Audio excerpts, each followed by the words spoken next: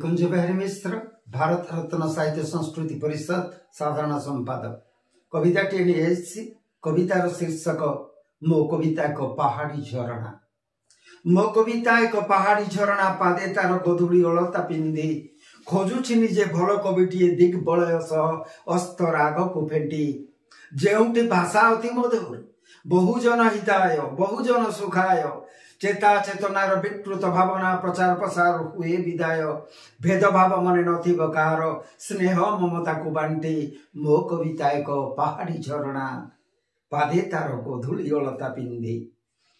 नुआ कवि प्रति नथाए आदर स्नेह ममता को बांटी नुआ कवि प्रति नथाए जार सुजन चाराकी आदर भद्र मुखा कवि उपर सुंदर भीतर तांको पोड़ा अंगार नथिब जोंटी विभेद प्राचीर हसी उठुथिब कवि मुहटे मो कविता एक पहाड़ी झरणा पादे तार गधुली अलता पिंधि।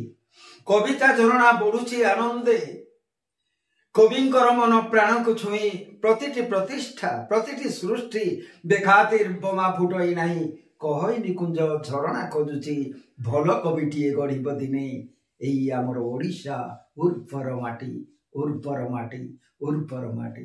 जय हिंद जय भारत जननी।